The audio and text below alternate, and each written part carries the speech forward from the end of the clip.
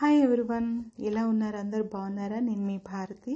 Welcome to my channel Bharathi Nadella Telugu స్టోరీస్ని మీరు first time చూస్తున్నట్లయితే కథలోకి వెళ్ళబోయే ముందు సబ్స్క్రైబ్ చేయండి. Thank you. మనం ఈరోజు శ్రీవల్లి భాస్కర్ గారు రాసిన అనసూయ అనే కథని చెప్పుకుందాం. లావణ్య, లే, ఎంతసేపు మొద్దు నిద్ర? ఓ అరుపు అరిచింది అనసూయ గట్టిగా. ఉండమ్మా, లేస్తాను, ఆదివారమే కదా, ఇంకాసేపు పడుకొని. సూర్యుడు వచ్చి గంట అయింది, బద్ధకం చాలు. ఆయనకి పని పాట లేదు, ఉదయమే వచ్చేస్తాడు. ఆదివారం కాస్త లేటుగా రావచ్చు కదా. బద్ధకంగా లేచింది లావణ్య. ఏరా తమ్ముడు, అప్పుడే మొదలు పెట్టేశావా? బట్టలు మడత పెడుతున్న తమ్ముడిని చూస్తూ అంది. చాలే, కూసేగాడిదొచ్చి మోసేగాడిదని చెడగొట్టినట్టు నువ్వు లేవడమే లేటు, తమ్ముడితో వెట్టకారం ఒకటి. తొందరగా బ్రష్ చేసి బజార్కి వెళ్ళి కూరలు తీసుకురా. ఈరోజు వంట నీదే, ఏం వండుతావో చూస్తాను అంది అనసూయ. చూడు నాన్న, అమ్మ అప్పుడే మొదలు పెట్టేసింది. మధ్యలో మీ నాన్నగారు వచ్చి తీర్పిస్తారు. పత్రిక పట్టుకుంటే 2 గంటలు పడుతుంది, గట్టిగా భర్తకు వినపడేలాగే అంది, బిందెలో నీళ్లు వాటర్ ఫిల్టర్లో పోస్తూ. ఏమోయ్, కాస్త కాఫీ ఇస్తావేంటి? ఏమీ విననట్టుగా పేపర్ పేజీ తిప్పుతూ అన్నాడు మూర్తి. ఇప్పుడే కదా తాగారు, కాసేపు ఆగండి. లావణ్య, బ్రష్ చేసుకుని కాఫీ కలపమ్మా అంది అనసూయ ప్రేమను జోడిస్తూ. అబ్బా, ఎంత చక్కగా చెప్పావు తల్లి. కూతురు కాలేజీకి వెళ్ళి చదువుకుని అలసిపోయి వస్తోందని లేదు. కాసేపు పడుకుంటే చూడలేవు, లేపేస్తావు. నిద్ర లేచిన కోపం ఇంకా అలాగే ఉంది లావణ్యకు. నాన్న, నా ఫోన్లో బ్యాలెన్స్ అయిపోయింది, రీఛార్జ్ చేయాలి, ఆర్డర్ వేసింది లావణ్య.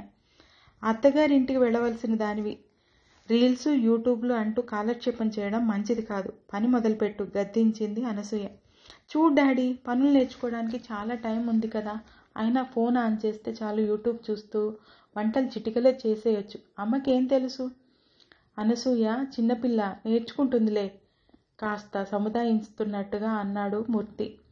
అది అలా చెప్పు అమ్మకి. నాన్న సపోర్ట్తో లావణ్యలో ధైర్యం పెరిగింది. ఇలాగే వెనకేసుకురండి, అక్కడికి మీరు మంచివాళ్ళు, నేను పని చెప్పి చెడ్డదాన్ని. రేపు అత్తారింటికి వెళ్ళిన తర్వాత మీ అమ్మ ఏం నేర్పింది, నువ్వు ఏం నేర్చుకున్నావు అని ఆడిపోసుకుంటారు. డాడీలని ఏమీ అనరు అంటూ సీరియస్గా అక్కడి నుంచి లేచి లోపలికి వెళ్ళిపోయింది అనసూయ. స్టీల్ గిన్నెలో కూర వండితే రుచి రాదు, సరికదా గిన్నె మాడిపోతుంది. ఆ కుక్కర్ పాన్ తీర్చుకో, రుచిగా వస్తుంది. ఉప్పు కారం చూసుకుని వెయ్యి. నువ్వు వంట ఎలా వండుతావు, తినగలమా లేదా అని మీ నాన్నగారు మన వైపే చూస్తున్నారు అంది అనసూయ లావణ్యకు వంటలో మెలకువలు నేర్పుతూ. అమ్మ, వంట చేయమన్నావు, చేస్తాను, కానీ ఉప్పు కారం వేయడం నా వల్ల కాదు, నువ్వే వేసుకో. ఆ టైంకు పిలుస్తాను. ఉప్పు ఎక్కువ తక్కువ అవుతుందని నాకు భయం, మొహమాటం లేకుండా చెప్పింది లావణ్య. కుదరదు, నువ్వే చూసుకుని వెయ్యి, నిక్కచ్చిగా చెప్పింది అనసూయ. బజార్ నుండి తీసుకొచ్చిన కూరలు అన్నీ వేరు చేసి ఫ్రిడ్జ్లో పెట్టేందుకు కవర్లలో సర్దుతున్న శ్రీకాంత్ తలపై మొట్టికాయ ఇచ్చుకుంది లావణ్య. బ్రదరు, కూరలు సర్దడం కూడా ఒక ఆర్టే. నాకు నీ స్థాయి నుంచి వంట చేసే స్థాయికి ప్రమోషన్ ఇచ్చారు మన అమ్మగారు. ఆ కరివేపాకు ఆకులు అన్నీ ఒలిచి కడిగి ఆరబెట్టి గిన్నెలో పెట్టి అప్పుడు ఫ్రిడ్జ్లో పెట్టు, కాస్త వెటకారంగా అంది లావణ్య తల తమ్ముడుకుంటున్న తమ్ముడితో. కూర కాగానే కొబ్బరికాయ పచ్చడి కానీ సొరకాయ పచ్చడి కానీ చేయి, కాస్త తొందరగా చేయడం నేర్చుకో. ఇందాక ఇచ్చిన కాఫీ మీ నాన్నగారికి కిక్ ఇవ్వలేదట, కాస్త వేడిగా పెట్టి మరోసారి ఇవ్వు అంది లావణ్యతో అనసూయ. అమ్మా, వంట అవుతున్నప్పుడు కాఫీలు గీఫీలు కుదరవు, అంటే పెద్ద ప్రాసెస్లా ఉంటుంది అంది చిరాగ్గా అంది లావణ్య. ఇప్పుడు తెలుస్తుందా? నేను వండుతున్నప్పుడు వడియాలు వేయించు, అప్పడాలు వేయించు, కాస్త పాలు వేడిగా ఇస్తే ఓట్స్ వేసుకుని తింటాం అని మీరు అడిగినప్పుడు, లేదా అప్పుడు మీరు అడిగినవన్నీ నేను చేసి పెట్టలేదా అంటూ వంటింట్లోకి వచ్చింది అనసూయ. వీపు మీద గట్టిగా దెబ్బ పడటంతో ఎడమ చేతిలోని గరిట కింద పడి కుడి చేతిలో వీపు రాసుకుంటూ ఉలిక్కిపడి వెనక్కి తిరిగి చూసింది లావణ్య. ఏం చేస్తున్నావు? పులుసు ఎలా ఉందని అరచేతిలో వేసుకుని రుచి చూస్తున్నావా? ఇంతకు ముందు కూడా చూశాను, ఉడుకుతున్న కూర ముక్క తీసుకుని నోట్లో వేసుకున్నావు అంది అనసూయ. అది ఉప్పు సరిపోయిందా లేదా అని చూస్తున్నాను, వీపు రాసుకుంటూ అంది లావణ్య. అది చాలా తప్పు. అలా రుచి చూడడం పద్ధతి కాదు లావణ్య. అంచనాగా చూసుకుని వేసుకోవాలి కానీ ఇలా రుచి చూడకూడదు. రేపు మడిగా వంటలు చేసుకోవాల్సి రావచ్చు, ఉపవాసాలు ఉండి వండాల్సి రావచ్చు. అయినా ఒకరికి వడ్డించేది మనం ఎంగిల్ చేయకూడదు. ఉప్పు ఎక్కువ అవ్వని తక్కువ అవ్వని పని మీద దృష్టి పెట్టి చేస్తే అన్నీ బాగానే ఉంటాయి. అర్థమైందా? కాస్త గట్టిగానే కళ్ళెర్ర చేసింది అనసూయ. ఆ దెబ్బకు వంట మధ్యలోనే వదిలేసి మంచం పైకి వెళ్ళి మూడంకె వేసి పడుకుంది లావణ్య. లావణ్య, రేపు నా బర్త్డే. సాయంత్రం మన కొలీగ్స్ అందరం డిన్నర్కి వెళ్దాం. నువ్వు తప్పక రావాలి అంది స్మిత ఆఫీస్ మెట్టు దిగుతూ. లేదే, నాకు కుదరదు. ఇంటికి వెళ్ళాలి. అమ్మ ఒప్పుకోదు. ఓ పద్ధతి పాడు లేదు అని చంపుకు తింటుంది చిరాగ్గానే అంది లావణ్య. అలా అంటావేంటి? ఆశ్చర్యంగా అంది స్మిత. నిజమేనే, ఇంటర్ వరకు ఏమీ అనలేదు, కానీ డిగ్రీకి వచ్చిన దగ్గర నుండి అది చెయ్యి ఇది చెయ్యి అని ఒకటే గోల. రేపు అత్తవారింటికి వెళ్ళాక ఇలా ఉండాలి అలా ఉండాలి, పనులన్నీ వచ్చి ఉండాలి అంటూ ఈ ఉండాలి అనే దగ్గరే ఉండిపోయింది మా అమ్మ అంది నిట్టూరుస్తూ. ఇప్పుడు ఎలా ఉన్నామో పెళ్ళైన తర్వాత కూడా అలాగే ఉంటాం, మార్పు ఏముంటుంది అంది స్మిత. ఏమో తల్లి, జుట్టు విరబోసుకుని ఉండకు, ఎదురు సమాధానాలు చెప్పకు అంటూ రోజు నాకు క్లాసులు తీసుకుంటుంది. పాతకాలపు మనిషిలే మా అమ్మ. కన్నీళ్లు బయటకు తొంగి చూస్తున్నాయి, రావాలా వద్దా అన్నట్టుగా లావణ్యకి. మా అమ్మమ్మ కూడా ఇంతేనే. కాసేపు ఫోన్ మాట్లాడినా సరే గంటల కొద్దీ ఫోన్ మాట్లాడుతున్నావు. ఫోన్ ఎప్పుడు అలా చేతిలోనే ఉండాలా? పెళ్ళి కావాల్సిన దానివి అంటూ నా మీద ఫైర్ అవుతుంది. చూసి చూసి గట్టిగా ఇచ్చేసా. బరాబర్ ఇలాగే ఉంటానని చెప్పా. మళ్ళీ నా జోలికి రాలేదు. అయినా ఇంతసేపు మనమే నేర్చుకోవాలా? మనకు వచ్చే మొగుళ్ళు ఏమి నేర్చుకోరా? స్నేహితురాలి బాధని తన బాధగా భావించి ఉక్రోషంగా అంది స్మిత. వియ్యాల వారిని పండుగకి రమ్మని ఆహ్వానిస్తూ అమ్మాయిని ఓ 4 రోజులు ముందుగా పంపమని వారం క్రితమే ఫోన్ చేసి అడిగాడు మూర్తి. అబ్బాయి ఉద్యోగరీత్యా వేరే ఊరికి, అమ్మాయి పెళ్లి జరిగి అత్తవారింటికి వెళ్ళినా ప్రతిరోజు టెన్షన్గా ఇద్దరి నుండి ఫోన్ రావడం మానదు. అత్తవారింటికి కూతుర్ని పంపి 3 నెలలు అవుతుంది. కొత్త వియ్యాల వారు పండక్కి వస్తారని కందిపొడి, గోంగూర పచ్చడి, దోసావకాయ సిద్ధం చేసి, జంతికలు, చెకోడీలు, సున్నుండలు అంటూ పిండి వంటల చిట్టా సిద్ధం చేసి రోజుకో ఐటంతో హడావిడి పడుతోంది అనసూయ. ఏమండి, 2 రోజులుగా లావణ్య ఫోన్ చేయలేదు. రోజు చేసేది ఏమైందో ఏమిటో. మధ్యాహ్నం నుండి రాత్రిలోగా ఓ 20 సార్లు అని ఉంటుంది భర్తతో అనసూయ. అంతలో చప్పుడు విని, ఏమండి మీ ఫోన్ రింగ్ అవుతోంది చూడండి అంది. అల్లుడికి ఏవో పనులున్నాయట, అందువల్ల పండక్కి రావడం కుదరదని, కోడల్ని కూడా పంపడం లేదని వియ్యంకుడు ఫోన్. ఎందుకు రావడం లేదో, ఏం జరిగిందో? పెళ్ళంటే 2 కుటుంబాల కలయిక. ఒకరింటికి ఒకరు రాకపోకలు సాగించాలి. బంధాలు అనుబంధాలు అప్పుడే ఏర్పడేది. ఆచారాల్ని సంప్రదాయాల్ని గౌరవించాలి కదా. వాళ్ళ కుదరకపోతే కనీసం అమ్మాయిని పంపించవచ్చు కదా. అనసూయ ఆలోచనలు పరిపరి విధాలుగా పరిగెడుతున్నాయి. ఏమీ తినబుద్ధి కాక అలా కూర్చుండిపోయింది. ట్రింగ్ ట్రింగ్ ఫోన్ రింగుతో ఒక్క ఉదుటిన వెళ్ళి ఫోన్ అందుకుంది అనసూయ. పండుగకు సెలవు పెట్టి ఇంటికి వస్తాను. మిమ్మల్ని అక్కను చూసి చాలా రోజులవుతుంది. అక్కా బావ ఎప్పుడు వస్తున్నారు? లేదంటే నేను వెళ్ళి తీసుకురానా? ఎలా చాయని చెప్పు అని కొడుకు ఫోను. నాన్నగారికి ఇస్తున్నా, మాట్లాడు అంటూ మూర్తికి అందించింది ఫోను అనసూయ.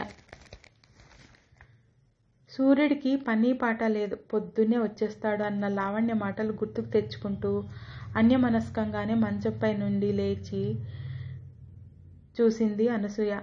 ఏమండి, అమ్మాయి పండక్కి ఎందుకు రావడం లేదో ఏమిటో, మనం ఒకసారి వెళ్ళి చూసొద్దామా అంది మూర్తితో. అబ్బాయి వస్తున్నాడు కదా, చూద్దాం. నువ్వు అనవసర ఆలోచనలు ఏమీ పెట్టుకోకు. అయినా కొత్త అల్లుడు కూతురు పండగకు రాకపోవడం ఏమిటండి? విడ్డూరం కాకపోతే. పోనీ అల్లుడికి పని ఉంటే అమ్మాయిని తీసుకుని వెళ్ళమంటే తీసుకుని వద్దాం కదా. నేను ఫోన్ చేద్దామంటే ఏ పనిలో ఉంటుందో అదే చేస్తుంది కదా అని చేయటం లేదు. రాత్రంతా ఆలోచనలతోనే గడిచిపోయింది అనసూయకు. నిద్ర లేవగానే అబ్బాయికి కాల్ చేద్దామని ఫోన్ అందుకుంది. లావణ్య నుండి మెసేజ్. ఆత్రంగా ఓపెన్ చేసింది అనసూయ. అమ్మా, నేను పండక్కి రావడం లేదని దిగులు పడుతున్నావా? అయినా నీ దగ్గరికి ఎప్పుడు వస్తే అప్పుడే పండగ కదా. చీరఫమ్మా, ముందుగా నీకు మనస్ఫూర్తిగా సారీ చెప్పాలి. అప్పట్లో ప్రతిరోజు కాలేజ్ నుంచి రాగానే అది చెయ్యి ఇది చెయ్యి అంటూ ఏదో ఒక పని చెప్పేదానివి. ఇక ఆదివారం వస్తే చాలు నా చేత తమ్ముడి చేత ఇంటి పని వంట పని అంతా చేయించేదానివి. ఎవరూ తోడు లేకుండా బజారుకు పంపించి కూరలు తీసుకురమ్మనేదానివి. వంకాయలు మెత్తగా ఉండాలి, గట్టిగా ఉంటే గింజలు ఉంటాయి, దొండకాయలు గట్టిగా ఉండాలి అంటూ నువ్వు చెప్పి పంపిస్తూ ఉంటే నేను చాలాసార్లు నిన్ను తిట్టుకునేదాన్ని. ఇంత చాదస్తపు అమ్మ ఎక్కడా ఉండదని. అసలు ఆదివారం వస్తుందంటేనే విసుగ్గా ఉండేది. పాలు పొంగిపోతూ ఉంటే నువ్వు అరిచే అరుపులకు, కూర మాడకుండా ప్రతిక్షణం నువ్వు చేసే హెచ్చరికలకు చిరాకు వేసి నీ మీద చాలాసార్లు అరిచేదాన్ని. నేను తమ్ముడు కూడా నువ్వు రాక్షసువంటూ మాట్లాడుకునేవాళ్ళం. నాన్న మధ్యలో మాకు సపోర్ట్ చేస్తూ ఉంటే మీరు మధ్యలో మాట్లాడకండి అంటూ నువ్వు నాన్నని నోరు మూయిస్తూ ఉంటే అమ్మకన్నా నాన్న చాలా మంచివాడని మాకు ఆ రోజుల్లో అనిపించేది. అమ్మా, ఇప్పుడు నీకు 2 చేతులు ఎత్తి మొక్కాలనిపిస్తుంది. అత్తగారింటికి వచ్చిన తర్వాత ఉద్యోగంతో పాటు ఆఫీస్ నుండి రాగానే నేనే అందరికీ కాఫీ పెట్టివ్వాలి. రాత్రి వంటింటి డ్యూటీ నాదే.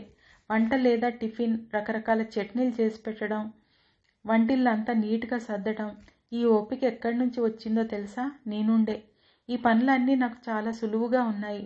అమ్మా, ఎక్కడా ఏమీ తడుముకోకుండా అవలీలగా నేను పనులు చేస్తూ ఉంటే మా అత్తగారు ఆశ్చర్యపోతూ, ఈ రోజుల్లో పిల్లలకు కాఫీ కలపడం కూడా రాదు, మీ అమ్మగారు పనులన్నీ ఎంత బాగా నేర్పించారు అంటూ ప్రతి నిమిషం నిన్ను పొగుడుతూ ఉంటే నాకు చాలా ఆనందంగా, ఎంతో గర్వంగా ఉంది.